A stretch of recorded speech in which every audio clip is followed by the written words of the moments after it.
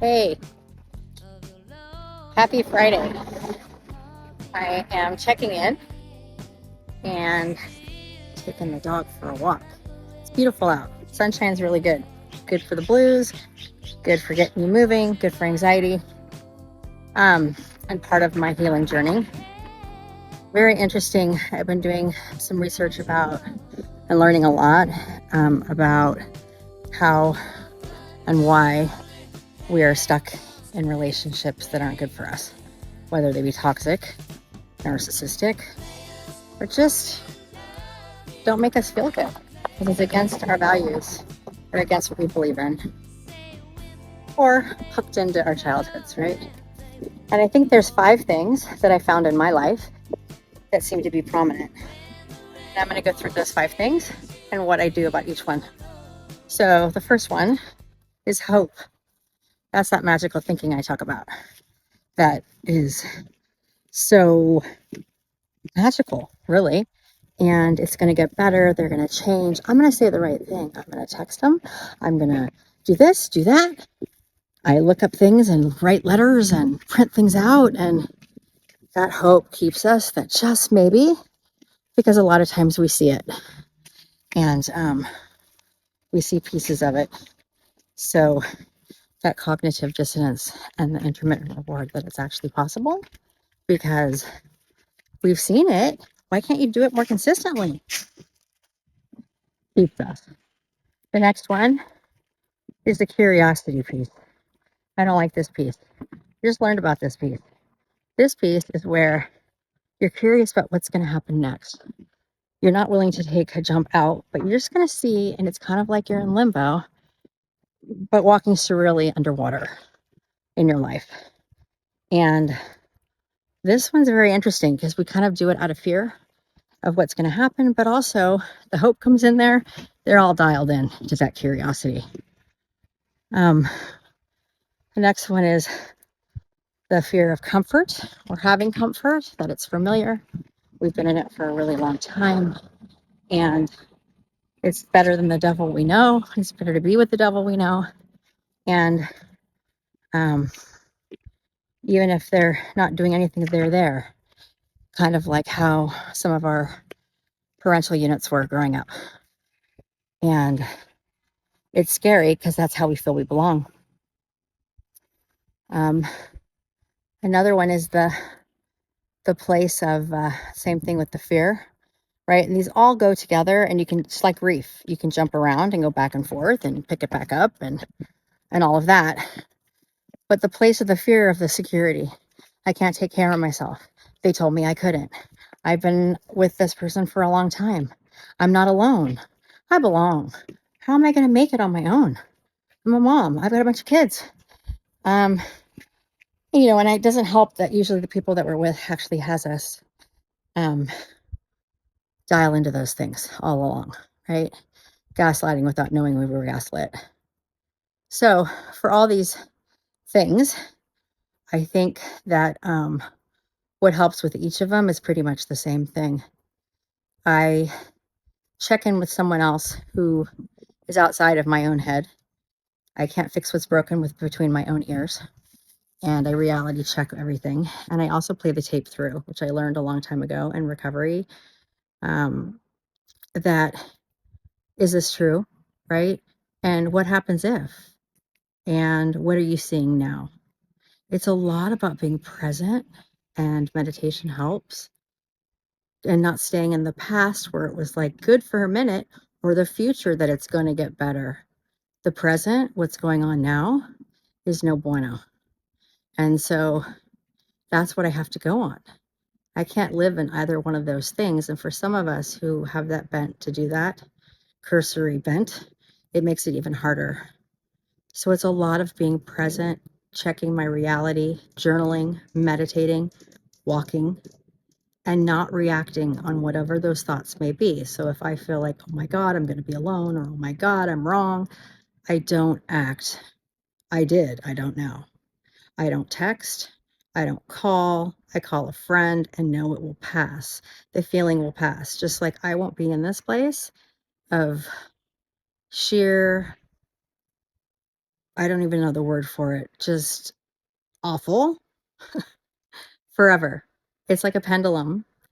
It swings back and forth, and everything has to come to its balance. Water seeks its own level, and it will go back. And I know that. So with that, this too shall pass, and doing the little things I've been learning and relying on my support and something greater, and knowing that I'm going to be okay, because I am okay, and the sun is shining. Over and out. Hi, I wanted to say hello. I haven't been here in a while. I've been doing a lot of self-work, Sometimes I think I just want to stop playing all the healing and trauma work and all of that, but there's no other option for me. I almost don't know where to begin, but I do want to talk about where children, as myself, grew up in a home that was inconsistent with neglect and always being told words that you're a bubblehead and you won't amount to anything, and you're wrong and you're stupid, and then they're really nice, and you get that little feeling of, oh my God, they're gonna love me, and if I'm nice and I help them and I do all that, they tend to really like that. And you spend your whole life chasing that, chasing the dragon, just like a drug, because we all deserve to be loved like that as a child. And we learn to be loved like that from ourselves, but we don't know how to do that because we keep searching for that hit, that place of that being okay, in such a deep way. And you don't know what you don't know. And you have a series of relationships and jobs and children, raising children and all these things. And then you're left with, wow, I don't even know what I want. I can see that I'm starting to do things that I am worthy. Those things aren't true. And even if you know all these things and you know how you want to be treated by someone, even a long-term partner who just keeps not showing up and is totally disconnected and probably has nothing to do with you, you still want to make it work. You still want to have that one moment, that those times that were good, they're there. See, it's possible. You can do it. You can do it. No. It's that place of seeing that they can do it, but they can't. But because we want to believe so much that they can, and we can see it, and we want it so badly for ourselves, we keep hurting ourselves again. They might even show up again because they have their part of like, oh, I'm going to be a good boy or a good girl. And then there again, you're like, oh, see? And a couple days later or a week later, it goes back again to the inconsistency and the neglect. They don't know that they're doing that, I don't think, on purpose, but that's their dynamic. And if they don't have it in them to have the awareness or want to do the work to make sure to help you both navigate this, it won't change. So you keep putting your hand on the hot stove, thinking that it's not going to be hot this time because it wasn't hot a while ago or right before.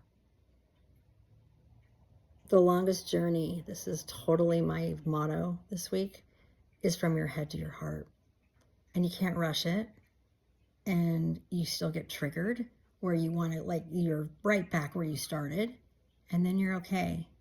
And then you have moments where you don't think about the person. You don't ruminate of how it could be different or what you could do or how sad you feel.